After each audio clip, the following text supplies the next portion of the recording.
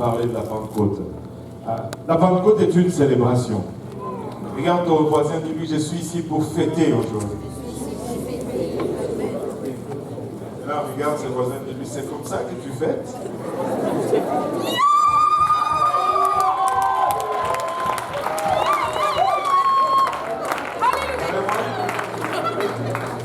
C'est comme ça que tu fêtes?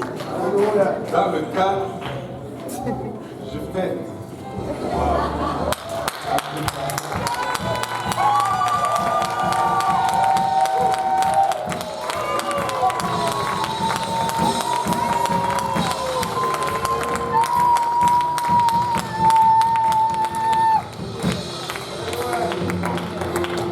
Dans le livre des Actes, on va lire le 4 premiers versets, et puis après on va parler un peu, on va lire quelques versets, et puis Dieu va nous rencontrer aujourd'hui. Il y a des gens qui vont être remplis du Saint-Esprit aujourd'hui. Actes chapitre 2, verset 1, la Bible nous dit ceci: le jour de la Pentecôte, comme aujourd'hui, ils étaient tous ensemble dans le même lieu, comme nous sommes. Et tout à coup, il vint du ciel un bruit comme celui d'un vent impétueux. Si ça ne vient pas du ciel, on va le faire, le bruit nous-mêmes. Amen. Et il remplit toute la maison où ils étaient assis. Des langues semblables à des langues de feu leur apparurent, séparées les unes des autres, et se posèrent sur chacun d'eux. Et ils furent tous, que tout le monde dise tous. Tous. Ils furent tous remplis du Saint-Esprit et se mirent à parler en d'autres langues, selon que l'Esprit leur donnait de s'exprimer. On va prier tous ensemble. Seigneur Jésus-Christ, merci pour le temps d'adoration, merci pour ta présence au milieu de nous. Merci, Papa, pour l'œuvre de la croix ici, pour le sang que nous réclamons aujourd'hui, Papa, sang que nous plaidons sur ce service, sur nous-mêmes, afin que nous soyons lavés de toute souillure de la chair, de l'âme et de l'esprit, Seigneur. Père, et qu'il n'y ait pas d'entrave, Papa, ce que tu veux faire parmi nous.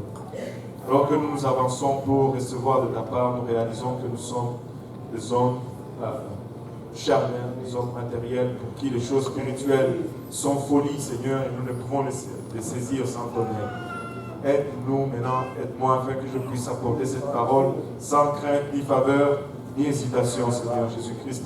Aide-nous tous ensemble afin que nous puissions la recevoir, qu'elle puisse germer en nous, y produire de fruits et que ce fruit nous conduise jusque dans la vie éternelle.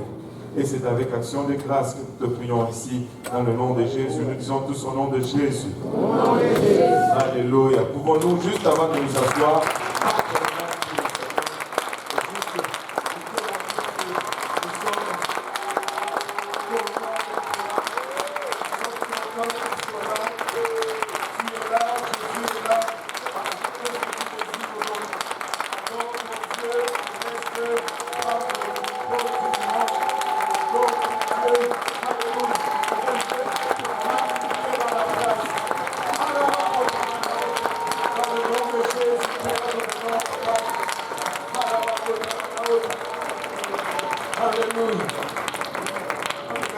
auprès de toi aujourd'hui, dans le nom de Jésus. Vous pouvez vous asseoir. Avant de rentrer dans ce que j'ai à cœur de partager avec vous aujourd'hui, je voulais juste donner un petit témoignage. Ce matin, à l'église de l'Est, on a demandé s'il y avait des gens qui voulaient recevoir le Saint-Esprit. Il y a eu quelques enfants qui sont venus, quelques adultes. Et il y a eu une fille qui est venue. Elle s'est levée de la place où elle était et elle s'est mise à marcher dans l'allée centrale. Il n'y a qu'une seule allée à l'est, de toute façon. Et elle marchait avec assurance. Elle venait à l'avant. Et là, je la regarde, je dis, tu veux aussi recevoir le Saint-Esprit? Elle dit oui. Et puis elle avance en avant. Waouh! Si tout le monde pouvait avancer comme ça, tout le monde serait rempli. Vous savez, elle est venue en avant et on a prié. Et elle priait. Elle a peut-être 8 ans. Et elle priait. Elle priait. Il n'y a rien d'aussi beau que de voir un enfant qui cherche Dieu de tout son cœur. Elle était, tout le monde autour d'elle n'était pas là. Et c'était elle avec son Dieu. Elle a prié, et c'était long. Très long. Moi, je pensais qu'elle allait lâcher. Moi, je me suis découragé, j'avoue. Mais elle a persévéré. Elle a persévéré. On a failli clore les services à 2 reprises. Mais elle a persévéré. Elle a persévéré. Et peut-être 1 ou 2 minutes avant qu'on conclue le service, elle a commencé à parler en langue alors que les arbres coulaient.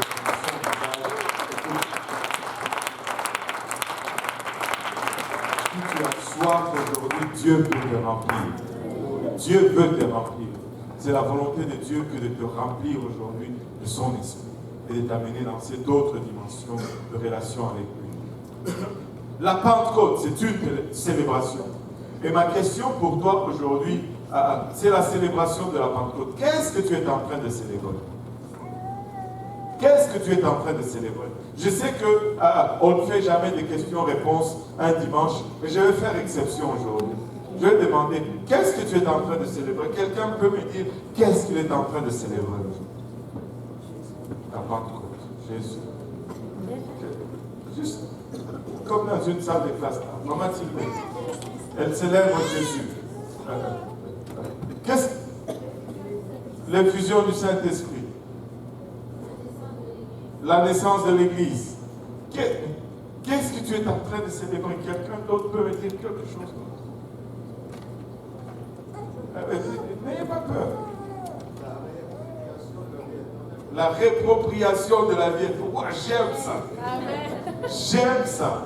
Qu'est-ce que tu es en train de célébrer? La glorification du Christ. Ça devient de plus en plus élaboré. Qu'est-ce que tu célèbres? Oui, Loretta.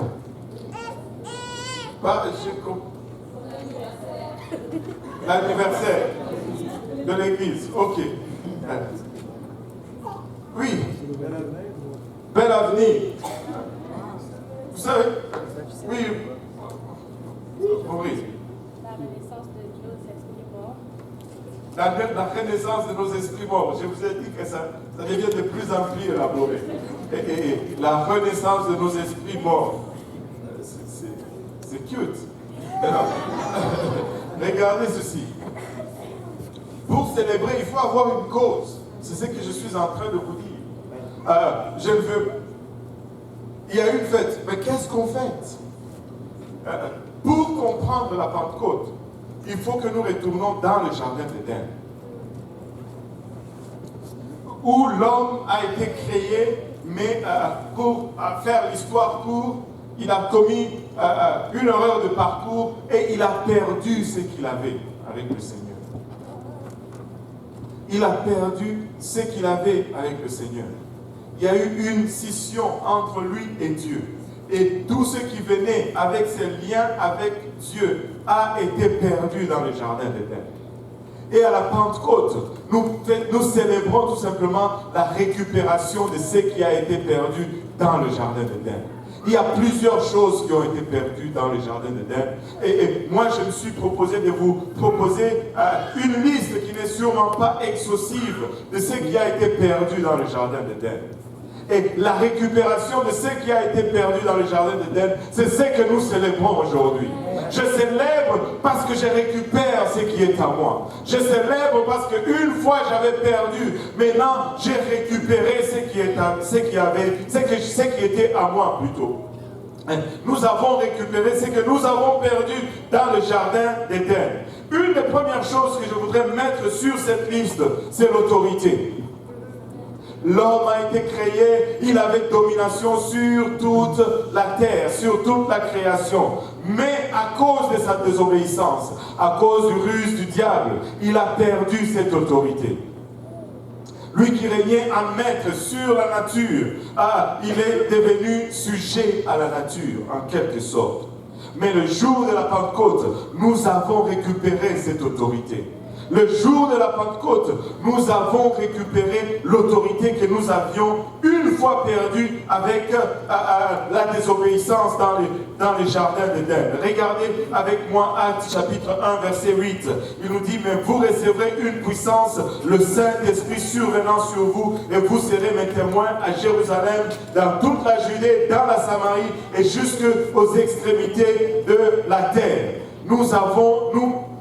Plutôt la Pentecôte nous donne une opportunité de récupérer cette autorité ou cette puissance. Il dit ici, dans le livre d'Apocalypse, chapitre 2, verset 26, à celui qui vaincra et qui gardera jusqu'à la fin mes œuvres, je donnerai autorité sur les nations. Une des premières choses que nous récupérons, c'est notre autorité. Une fois, nous l'avions, mais nous l'avons cédé au diable. Et la Pentecôte me permet de récupérer l'autorité. Que tout le monde dise autorité. Alléluia. Luc, chapitre 24, verset 49 nous dit, et voici j'enverrai sur vous ce que mon Père a promis. Mais vous, restez dans la ville jusqu'à ce que vous soyez revêtus de la puissance d'en haut. Ils avaient ordre d'aller dans la ville et d'attendre jusqu'à ce que cette puissance leur soit restaurée. Amen. Et une deuxième chose que nous récupérons le jour de la Pentecôte, c'est la guérison. Avec notre désobéissance, la corruption, le péché est rentré dans le monde. Avec le péché, la maladie, et avec la maladie, la mort. Mais avec le Seigneur, nous récupérons notre état de victoire sur la maladie. Marc 16, verset 15, il nous dit, puis il leur dit, allez par tout le monde et prêchez la bonne nouvelle à toute la création. Celui qui croira et qui sera baptisé sera sauvé. Celui qui ne croira pas sera condamné. Et voici les miracles qui accompagneront ceux qui auront cru. À mon nom, que tout le monde dise, à mon nom, ils chasseront les démons. Alléluia. Ils parleront des nouvelles langues. Ils saisiront des serpents. S'ils boivent quelques breuvages mortels, ils ne leur feront point de mal. Ils imposeront les mains aux malades et les malades seront guéris. Nous avons toute raison de célébrer la Pentecôte parce que ceci devient activé en nous par la puissance de la Pentecôte. Avant la Pentecôte, nous n'avons pas une telle autorité. Mais après la Pentecôte, nous avons cette autorité. Nous avons une raison de célébrer aujourd'hui.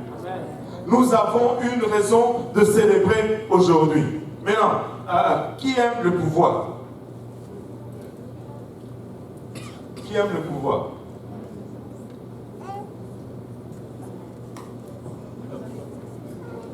C'est un groupe hypocrite ici. Qui aime le pouvoir?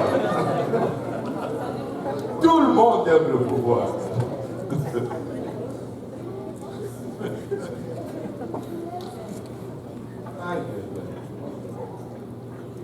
Vous n'aimez pas le pouvoir? L'humilité.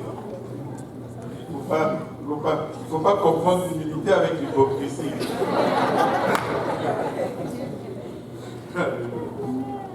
Dans le jardin, nous avions perdu le pouvoir.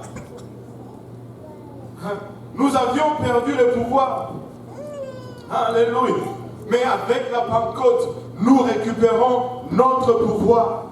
Nous les récupérons. Amen. Et écoutez, laissez-moi vous dire ceci.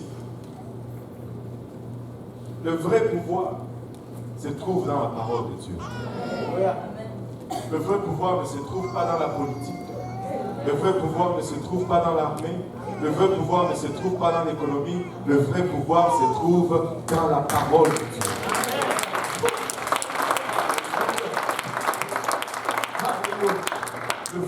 Le pouvoir réel se trouve dans la parole de Dieu. Tu ne peux affranchir un peuple avec la politique. Tu ne peux affranchir un peuple avec l'économie. Tu ne peux affranchir, parce que regardez tous les systèmes. Ni la politique n'a réussi. l'homme ne fait que dégringoler. Ni l'armée n'a réussi, ni l'économie n'a réussi. Mais toute société qui élève le nom de l'Éternel prospère et économiquement, et politiquement, et militairement, et financièrement. Alléluia. Quand on élève la parole de Dieu, toute société prospère. Le pouvoir, le vrai pouvoir, nous vient de la parole du Seigneur. Alléluia. Laissez-moi vous suggérer ceci. Matthieu 28, 18 nous dit, Jésus s'étant approché, leur parla ainsi. Tout pouvoir m'a été donné dans les ciels et sur la terre. Allez, faites de toutes les nations des disciples, les baptisant au nom du Père et du Fils et du Saint-Esprit, et enseignez-leur à observer ce que je vous ai prescrit. Et voici, alléluia, je suis avec vous tous les jours jusqu'à la fin du monde. Maintenant, nous pouvons nous dire, oui, Jésus a récupéré tout le pouvoir. Il a vaincu le diable et il a récupéré tout le pouvoir. Mais quand est-ce que ce pouvoir m'est transféré? Regardez Luc 10, à partir du verset 19, il nous dit, voici, je vous ai donné le pouvoir de marcher sur les serpents et les scorpions et sur toute la puissance de l'ennemi et rien ne pourra vous nuire. Qui aime le pouvoir maintenant? Oh. Alléluia. Je ne parle pas de politique, je parlais de ça.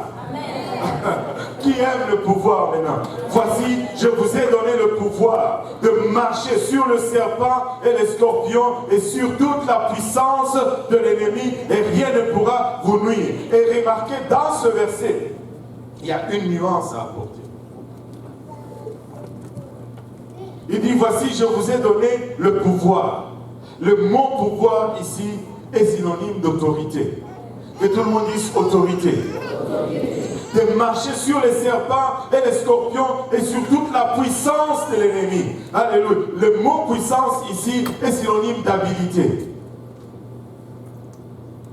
Et rien ne pourra vous nuire. Le Seigneur est en train de nous dire, je te donne autorité sur l'habilité de l'ennemi. Il est probablement habile et il peut faire beaucoup de choses. Il est capable de te tourmenter, il est capable de te déranger, il est capable de t'épuiser. Mais tu as autorité sur son habilité. Et la dernière fois que j'ai vérifié, l'autorité est toujours supérieure à l'habilité. Il peut être habile, mais nous prenons autorité sur son habilité. Le Seigneur nous donne le pouvoir aujourd'hui. Il nous restaure le pouvoir que nous avons une fois avec lui. Je célèbre Pentecôte parce que j'ai récupéré le pouvoir. Je célèbre Pentecôte parce que j'ai récupéré l'autorité sur l'habilité du diable.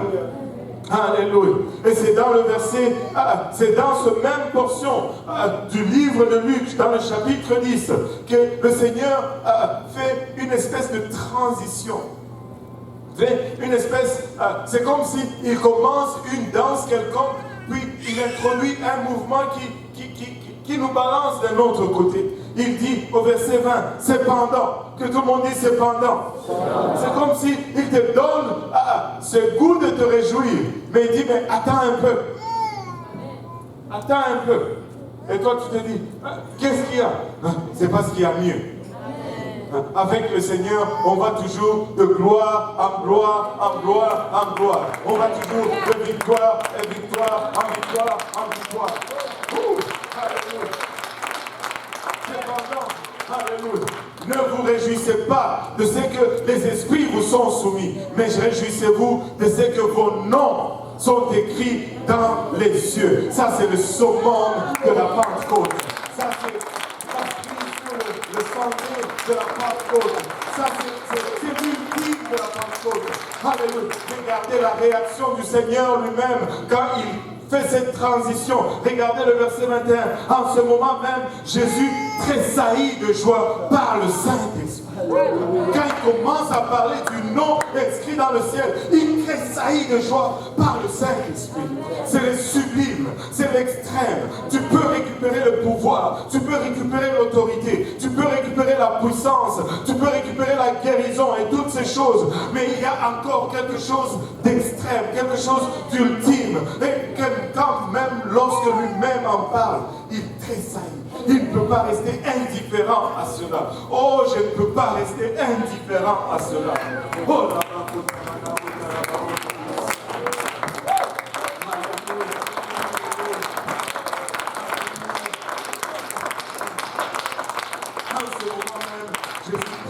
de joie par le Saint-Esprit. Et il dit, je te loue, Père, Seigneur du ciel, de la terre, de ce que tu as caché ces choses aux sages et aux intelligents, de ce que tu les as révélées aux enfants. Oui, Père, je te loue de ce que tu l'as voulu ainsi. La simplicité du plan du salut. On ne peut pas l'approcher avec des équations mathématiques, avec des racines carrées compliquées. C'est simple le salut. Les choses, les gens sages se compliquent la vie. Ils se cherchent, mais c'est simple. Au point où ils ne voient pas. Ils ne voient plus. Il dit, toutes choses m'ont été données par mon Père. Et personne ne connaît qui est le Fils, si ce n'est le Père. Ni qui est le Père, si ce n'est le Fils. Et celui qui est le Fils veut le révéler. Attention, révélation. La révélation s'en vient. Et se tournant vers les disciples, il leur dit, regardez maintenant la révélation. Comment il va leur révéler le Père. Il leur dit en particulier, heureux les yeux qui voient ce que vous voyez. Car je vous dis, alléluia, que beaucoup de prophètes et de rois ont désiré voir ce que vous voyez et ne l'ont pas vu, entendre ce que vous entendez et ne l'ont pas entendu.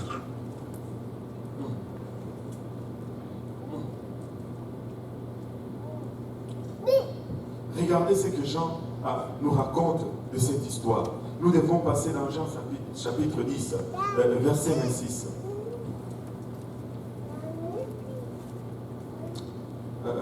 Verset 28, on va revenir au 26 plus tard. Il dit, mes brebis, on va lire au verset 27, mes brebis entendent ma voix, je les connais et elles me suivent.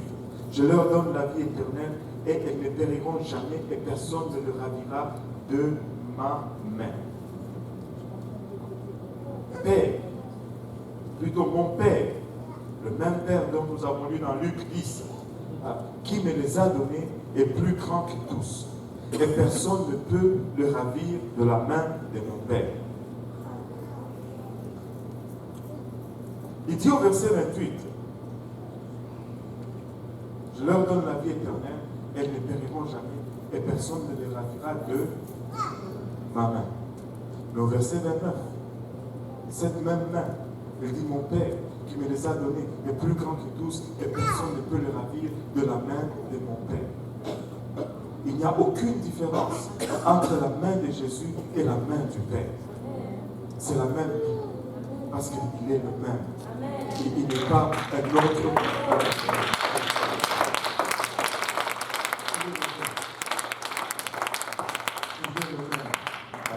Il est le Père, il est le Fils et il est le Saint-Esprit. C'est lui-même Jésus-Christ. Beaucoup ont désiré voir ce que vous voyez aujourd'hui. Beaucoup ont désiré vivre ce que vous vivez aujourd'hui. Et ces choses ont fait tressaillir le Seigneur de joie par le Saint-Esprit. Et ce qui a fait tressaillir le Seigneur de joie par le Saint-Esprit, c'est la vie éternelle. Et c'est l'ultime que nous récupérons, que nous célébrons le jour de la Pentecôte. Parce que le jour de la Pentecôte, je célèbre, alléluia, la récupération de mon éternité. Voyez-vous, quand j'étais dans le jardin d'Éden, enfin pas moi directement, par mon ancêtre de qui je descends, quand il était là, il a hypothéqué ma vie éternelle à cause d'un fruit. Mais Jésus est venu et il a payé l'hypothèque. Il a clairé l'hypothèque de ma maison, de ma vie éternelle. Il a clairé cette hypothèque. Il a clairé cette hypothèque. Quand ils ont péché, la Bible nous dit dans le livre de Romains que le salaire du péché c'était la mort. Mais le jour de la Pentecôte, nous recevons un esprit qui vivifie.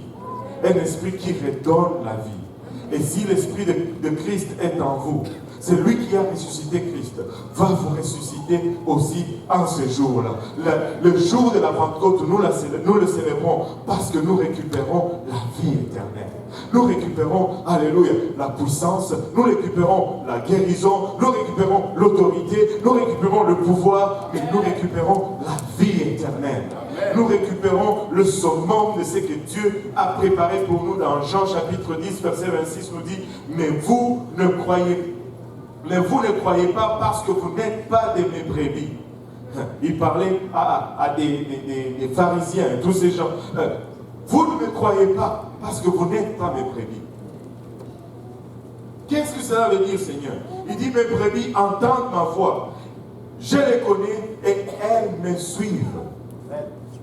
Il dit, je leur donne la vie éternelle et elles ne périront jamais et personne ne les ravira de ma main. Mon Père qui me les a donnés est plus grand que tous et personne ne peut le ravir de la main de mon Père, moi et le Père. Nous sommes un.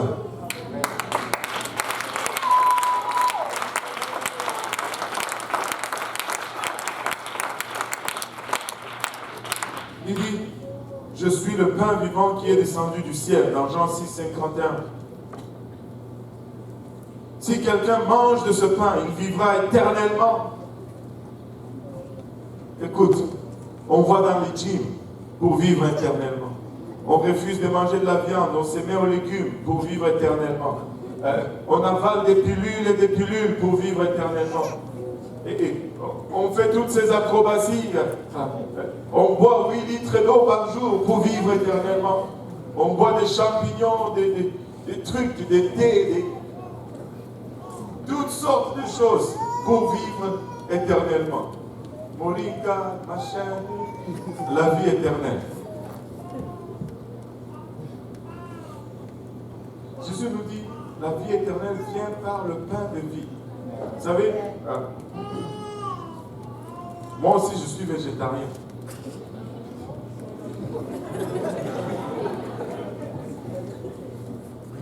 Je suis végétarien seconde main. Mange, la vache mange l'herbe, moi je mange la vache.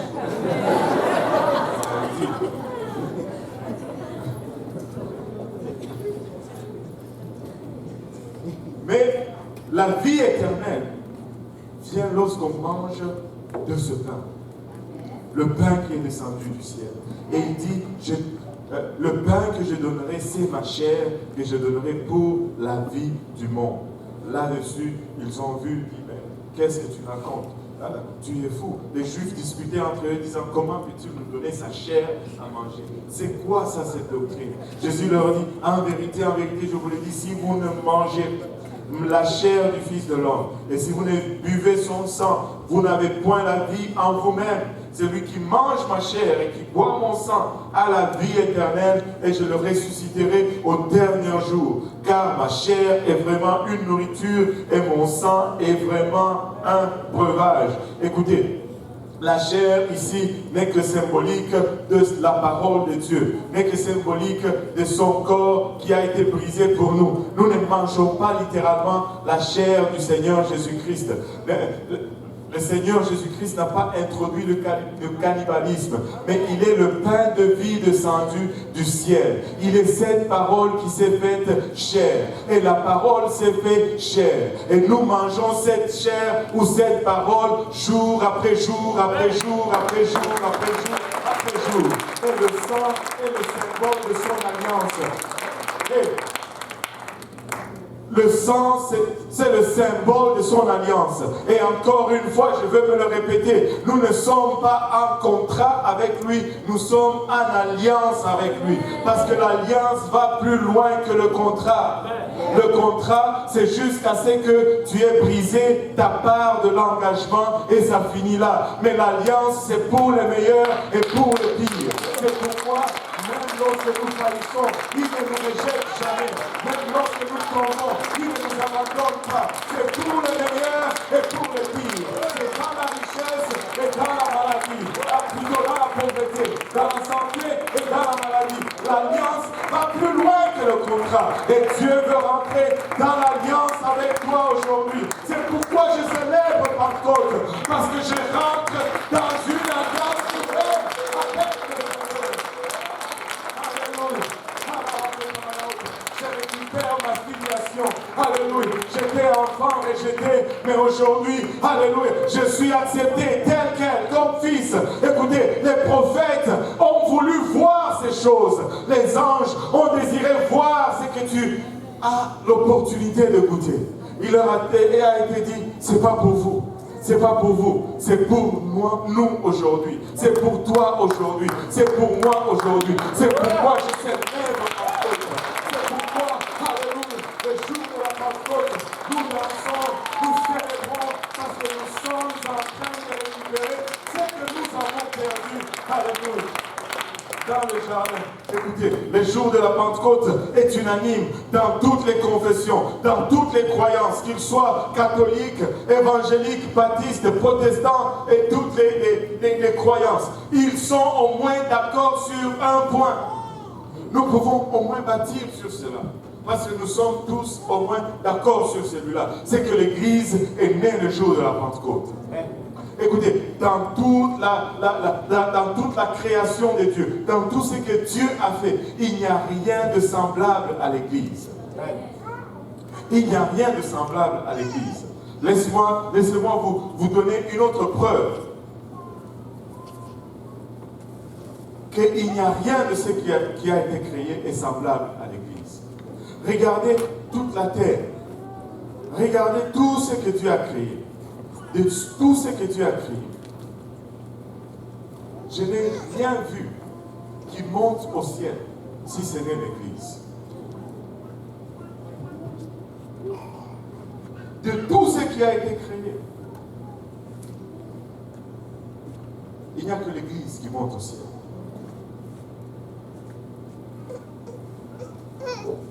Vous avez été racheté à un prix élevé. Vous êtes un peuple péculier. Une race élue, la prunelle de son nez, c'est l'Église. Ils l'ont désiré, mais vous l'avez. Et c'est à la Pentecôte que ça a pris naissance. Et comme on nous a enseigné de retourner toujours à la source pour boire l'eau la plus pure, nous allons aussi retourner à la source pour boire l'esprit le plus pur, à la source pour avoir la doctrine la plus pure, à la source pour avoir la pratique la plus pure. Amen. Et quand on retourne le jour de la Pentecôte, ils étaient tous dans le même lieu et ils ont reçu le Saint-Esprit. Et quand ils ont reçu le Saint-Esprit, ils ont tous parlé en d'autres langues. Ah, moi aussi je dois parler. C'était comme ça le jour de la Pentecôte. Je retourne à la Pentecôte. Je vais célébrer la Pentecôte. Tu dis, mais pasteur, les langues corinthiennes, puis tu vas parler en langue. C'est l'évidence que quelqu'un a reçu le Saint-Esprit. À ne pas confondre avec le nom de langue interprétation de langue, qui est utilisé pour parler à l'Église. Dieu utilise des fois le don de langue, interprétation de langue. Vous savez pourquoi il utilise le don de langue, interprétation de langue? Pourquoi il parle en langue d'abord? C'est parce qu'il veut notre attention. Des fois, nous sommes distraits. Mais à un moment donné, il dit, hé, j'ai un message à vous donner. Il parle en langue pour qu'on puisse se taire et qu'on regarde et qu'on porte attention. Et quand on porte attention, il nous donne l'interprétation afin que nous puissions comprendre ce qu'il est en train de nous dire. Ça, ce n'est pas le don du Saint-Esprit. Quand tu reçois le Saint-Esprit, tu parles en d'autres langues. Et celui qui parle en langue s'édifie lui-même, la Bible nous dit. Parce que c'est dans l'Esprit qu'il dit des mystères. C'est-à-dire personne ne le comprend, ni lui-même.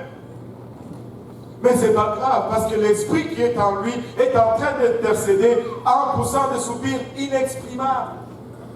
Il fait une prière plus excellente. Quand tu reçois le Saint-Esprit, tu vas parler en d'autres langues comme l'Esprit va te donner de s'exprimer. C'était le jour de la Pentecôte. Après cela, les gens sont accourus, ils ont dit, mais ils sont ivres, qu'est-ce qui se passe? Et là, Pierre se lève, il leur dit, ceci, c'est ce qui a été prophétisé par le prophète Joël. Quand ce jour-là, dit le Seigneur, je verserai de mon esprit sur toute chair. Vos jeunes gens auront des visions, vos vieillards, vos filles. Regardez, il dit, vos filles et vos fils prophétisons. Dieu vient nous réunir ensemble. Il ne fait vraiment acception de personne. Que tu sois un homme, que tu sois une femme, tu peux recevoir le Saint-Esprit aujourd'hui. Amen. Et il continue en allant plus loin, en prêchant le Seigneur Jésus-Christ. Et ce qu'il a prêché n'était rien d'autre que l'évangile. Il a prêché la mort, il a prêché l'ensevelissement et il a prêché la résurrection de Jésus-Christ.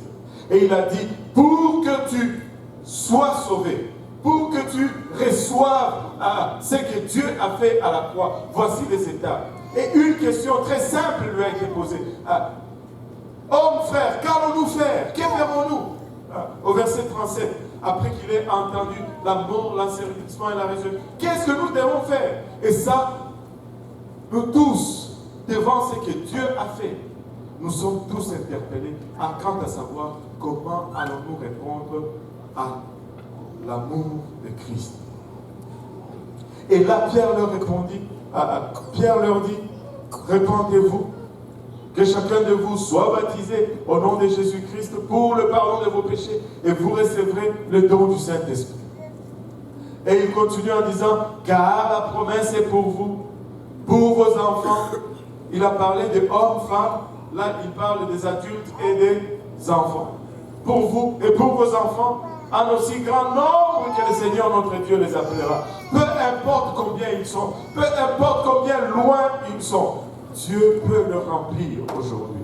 Ce n'est pas seulement pour les riches, ni pour les pauvres, ni pour les beaux, ni pour... Non, ce n'est pas pour une famille en particulier ou pour une race en particulier, c'est pour nous tous. C'est pour moi aujourd'hui. C'est ma Pentecôte aujourd'hui. Et aujourd'hui, ça peut être votre Pentecôte. Alléluia.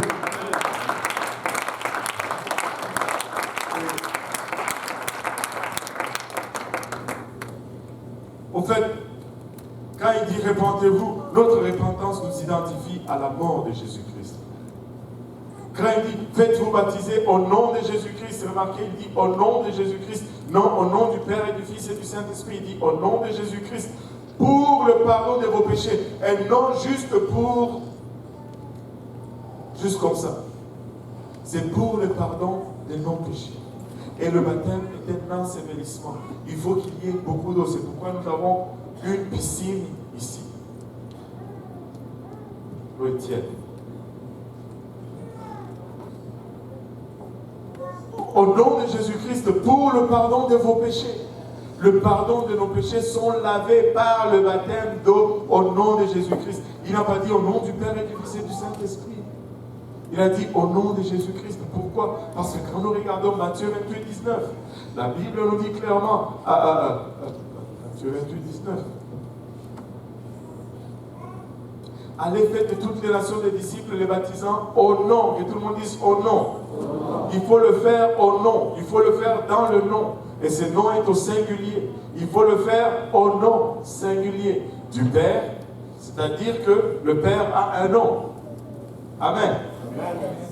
Au nom du Fils, c'est-à-dire que le Fils aussi a un nom.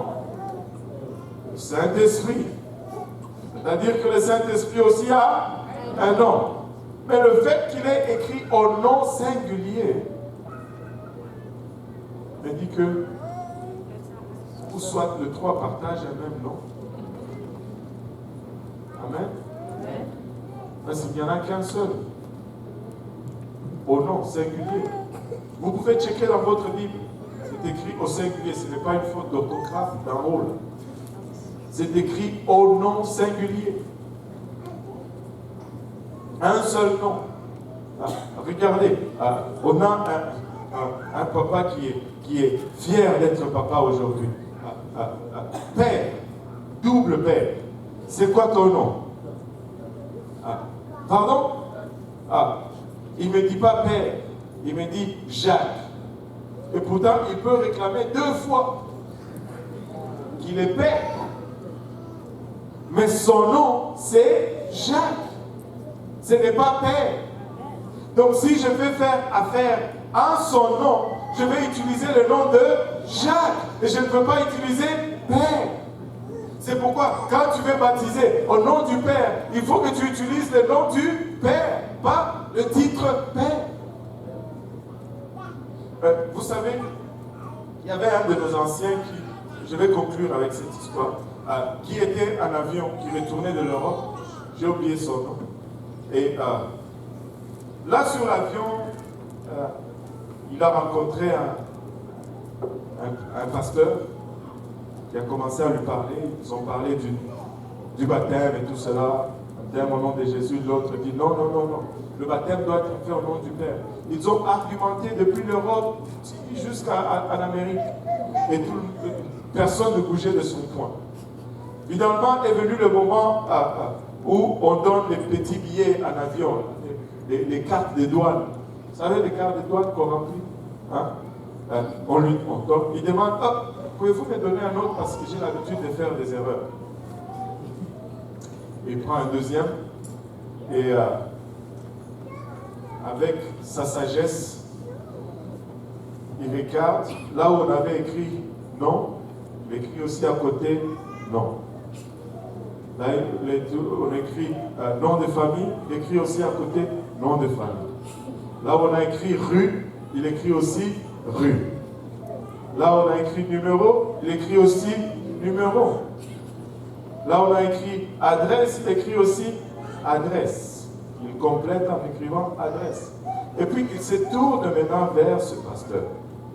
Il dit, j'ai un petit problème pour remplir ma feuille ici. Et là, l'autre regarde, il dit, mais attends, quand ils écrivent ici non, cela ne veut pas dire que tu dois aussi écrire non. Il faut que tu écrives ton nom. Quand ils disent rue, il faut que tu donnes le nom de ta rue. Il faut que tu donnes ton adresse. Tu ne dois pas répéter adresse. Tu dois écrire c'est quoi ton adresse. Il dit, c'est bizarre que tu peux le comprendre facilement avec ceci. C'est ce que j'essaie de t'expliquer depuis le début.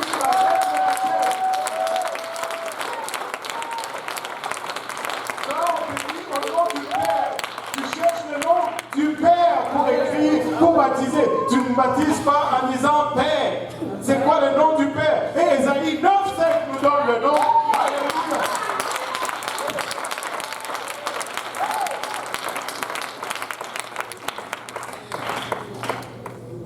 Ésaïe 9,5, rapidement. Car un enfant nous est né, un fils nous est donné. C'est qui cet enfant? Jésus. Et la domination reposera sur son épaule. Sur l'épaule de qui? Jésus. On l'appellera admirable. Qui est admirable? Jésus. On l'appellera conseiller. Qui est conseiller? Jésus. On l'appellera Dieu puissant. Qui est Dieu puissant? Jésus. On l'appellera Père éternel. Qui est Père éternel? Jésus. On l'appellera Prince de la paix. Il est également le Prince de la paix. Le nom du Père c'est Jésus. Le nom du Fils c'est Jésus. Le nom du Saint-Esprit c'est Jésus.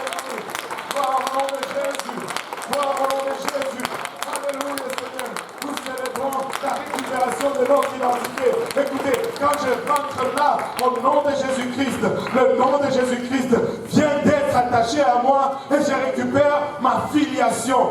Oh, c'est que le diable a voulu séparer. Je le récupère. Je récupère mon nom. Et c'est dans ce nom que je récupère toutes choses. Écoute, le nom de Jésus renferme autorité. Le nom de Jésus renferme puissance. Le nom de Jésus renferme guérison. Le nom de Jésus renferme la vie éternelle.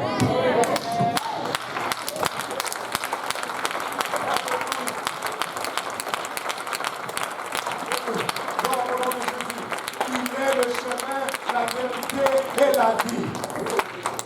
Alléluia. En fermant nos yeux tous ensemble. Le Seigneur va verser de son esprit sur nous maintenant. Mais avant toute chose, nous allons faire comme il convient. Nous allons nous repentir tous ensemble. Nous allons demander pardon au Seigneur. Car sans la repentance, nous ne pouvons rien obtenir de sa part. Sans la repentance, nous ne pouvons aller nulle part. Donc, les yeux fermés et les têtes baissées, et nous allons élever nos voix au Seigneur et nous allons demander sincèrement pardon au Seigneur. Père Céleste, nous voici encore une fois, humblement devant toi, reconnaissant, Papa, notre